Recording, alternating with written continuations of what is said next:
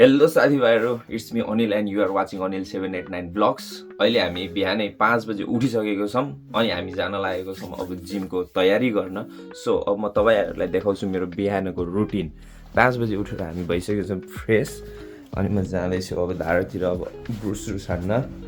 त्यसपछि ब्रुस हानेर हामी खान्छौँ कफी सफी। अब जे गर्छ म तपाईँहरूलाई देखाइहाल्छु। चिसो एकदमै छ गाइस। को जानुहुन्छ तपाईँहरू बिहानमा जिम जानु भनेको महान कुरो होइन भन्छन् कसैले, तर एकदम महान कुरो हो। यो जाडोमा बिहान जिम उठेर जान सक्नु भनेको धेरै ठुलो कुरो हो। 5 वर्ष त नै लगभग 5.5 वर्षसम्म म पुग्छु जिम, किनकि 5 बजे उठेर फ्रेस हुँदा टाइम लागिहाल्छ गाइस हामीलाई होइन। बिहानै उठ्न केही गाह्रो छैन गाइस। गाह्रो भनेको यति बेला बिहानै 5 बजे यसो चिसो पानीले मुख धुनु र अलिकति टाउको पखाल्नु। टाउको पखाल्नेको रिजन के हो भन्दाखेरि मैले साँझ मिनोक्सिडिल लगाएर सुत्छु। सकेसम्म त साँझै पखालेको राम्रो होइन, तर मैले मिनोक्सिडिल लगाएर एकछिनमा म भुस भइहाल्छु, सुतिहाल्छु। त्यही भएर बिहानमा पखाल्छु मैले चाहिँ मिनोक्सिडिल लगाएर। बिहानमै पखाल्छु, बिहानै पखाल्यो पनि केही हुँदैन। सकेसम्म राम्रो, त साँझै पखालेको राम्रो। देख्न सक्नुहुन्छ मेरो नाकै रातो भइसकेको छ चिसोले।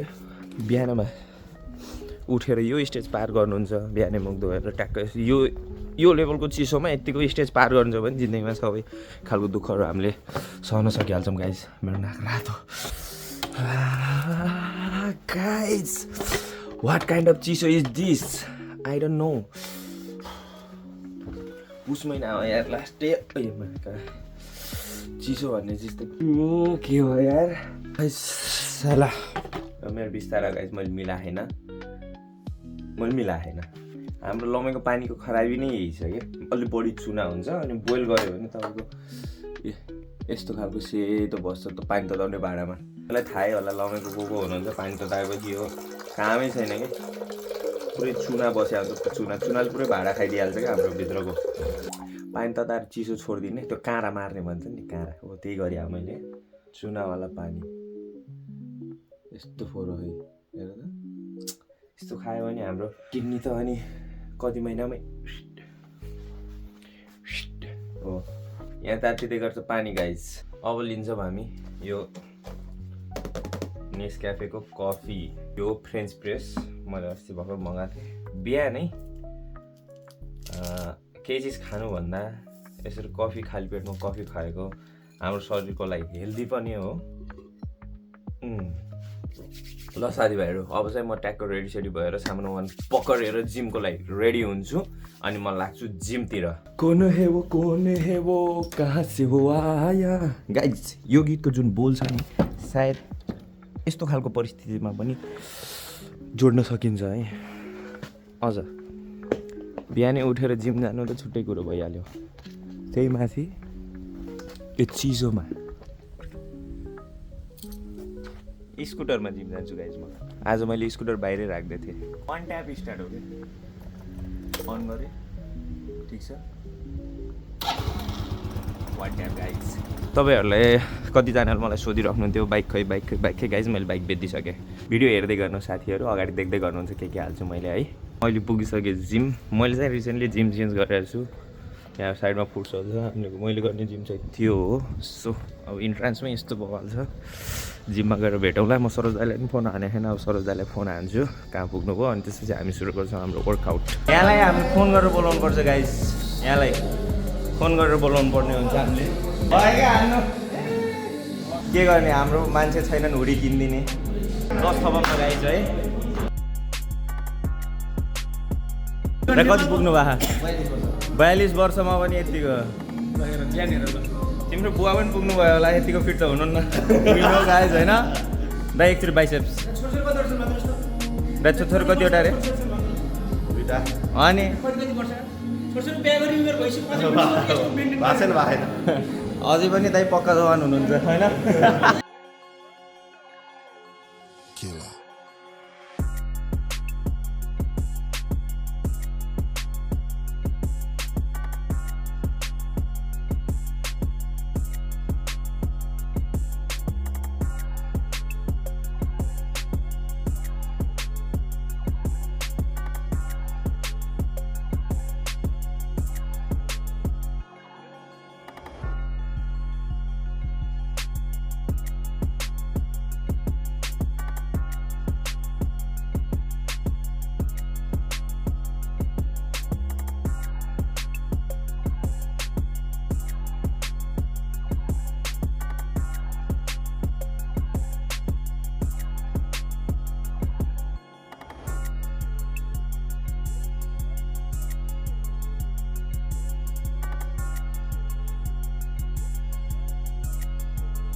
Tequila.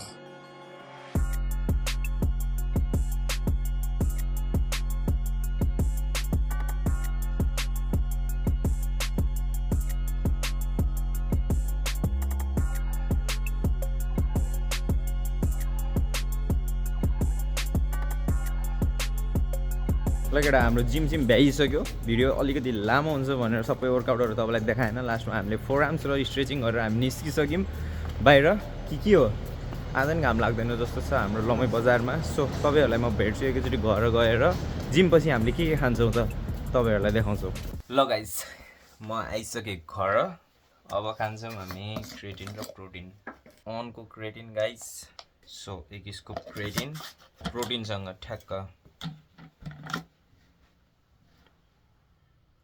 ल गाइस ल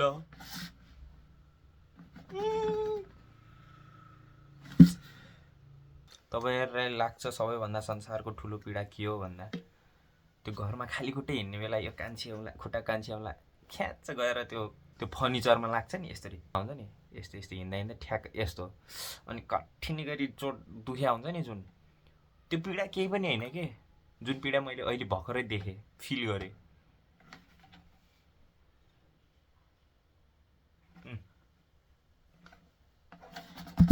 साला एक स्कुप पनि पुग्दैन कि क्या हो गाइस प्रोटिन सकिनु गोजिम पैसा नहुनु योभन्दा ठुलो पीडा के होला त दुनियाँको संसारको पीडा सहिएला त्यो कान्छ्याउला यस्तो भए पनि सहिएला तर यो हेर त एक स्कुप प्रोटिन पुगेन साला काम गर्यो ज्यान बन्दैन ज्यान बनाउन लाग्यो पैसा बच्दैन अब झुर्र झार्र पारेर ठक हुन्छ कि के हुन्छ साथी यार तिमीसँग एक स्कुप छ भने प्लिज ल्याइदेऊ यार 1 किलोकै हाल्दै नि हुन्छ के 1 किलो पछि त मैले किनिहाल्छु सकिँदासम्म त म पनि यसो टाकन टुकन पैसा जम्मा गरिहाल्छु नि अनि जिम हान्ने जाँगर पनि लाग्छ आफ्नो मसल्सदेखि पछि ओभर एक्टिङको 500 रुपियाँ काट्नुपर्छ तेरो बाबु अनिल बुझिस् स्यारेरेरेरे ट्याक्क राखिदिने यहाँ मोबाइल खोल्ने त्यति बेर ट्याक्क युट्युबमा जाने के सर्च गर्ने भन्दा अनिल 789 ब्लग्स भनेर सर्च गर्ने ट्याक्क सर्च गर्ने बित्तिकै ट्याक्क फेरि जिमको भिडियो हो फेरि स्वाटै जवानामा यस्तो भिडियो आउँथ्यो एउटा चाइनिज ब्याम्बु जस्तो नै हुन्छ तेरो दाइले पहिला भिडियो बनाउँथ्यो कि यस्तो अनि त्यसपछि हामी कस्तो गऱ्यौँ भन्दाखेरि हामी बिचमा अब फुल भिडियो हाल्न बन्द भएको थियो गाइस होइन त्यही भएर अबदेखि हामीले फेरि फुल भिडियो हाल्न सुरु गर्छौँ अनि सर्ट्स को यो को केटा यो चिने हो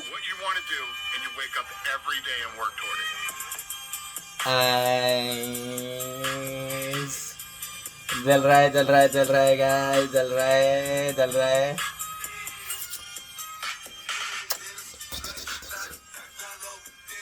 ल केटा अरे मैले के काम सिकाउनु लाग्थेँ त्यो त बिर्सिगेँ ट्याक्क जाने अनि च्यानलमा सब्सक्राइब गरेछ भने ट्याक्क यसरी स्याट्ट सब्सक्राइब गरिदिने टिकटकमा जाने यस्तो जाने घ्याचो फलो गरिदिने अनि सपोर्ट गर्ने यस्तै हेल्थ एन्ड फिटनेस भिडियो हालिरहेको छु मैले बेला बेलामा जो जताकतै फलो गर्ने फेसबुकमा पनि फलो गर्ने इन्स्टामा पनि फलो गर्ने जता जहाँ तपाईँलाई सजिलो लाग्छ जता मलाई हेर्नु मन लाग्छ त्यतिखेर हेरिदिने मैले जताकतै छ्यालब्याल भिडियो हालिदिन्छु मेरो स्वाद मैले अलग अलग भिडियो बनाउनु भ्यान्न मैले जे बनाउँछु त्यही हालिदिन्छु ओके अब त्यसपछि हामी एकछिनमा प्रोटिन खान्छौँ अनि त्यसपछि हामी के गर्छौँ भन्दाखेरि हामी तपाईँहरूसँग डाइरेक्ट मेरो लन्चमा के हुन्छ भनेर म तपाईँहरूलाई देखाउँछु अनि त्यति बेला भेट्छौँ हामी तपाईँहरूसँग ओके मेरो लन्चमा के हुन्छ गाइस मकै र चामल मिक्स गरेको 3वटा अन्डा बोइल गरेको 1 कटोरा दाल हुन्छ दही हुन्छ तरकारी सलाद हुन्छ बास यति हो खानसान खाएर मन लाग्छ अफिसतिर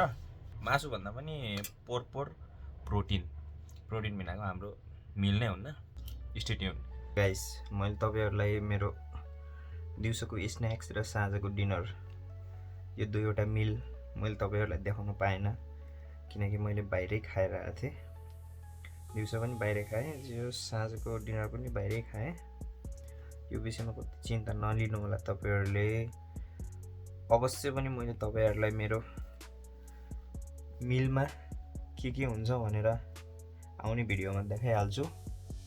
त्यसैले यो विषयमा कति चिन्ता नलिनु। सो मैले चाहिँ साँझमा मिनोक्सिडिल लाउँछु भनेर तपाईँलाई भनेकै छु अगाडि। त्यही भएर अहिले मैले मिनोक्सिडिलको लागि प्रिपेयर गरिरहेको छु। यो डर्मा रोलर हो, जस तपाईँले नयाँ हेयर हेर्न सक्नुहुन्छ। मिनोक्सिडिल चाहिँ जस उपयोगी रहेछ, नयाँ हेयरहरू ग्रो हुँदो रहेछ यसले। यो डर्मा रोलरले हल्का रब गर्यो, त्यो छाला खुल्सिने गरी पनि रब गर्ने होइन। अनि यो मिनोक्सिडिल 5% भन्ने हो।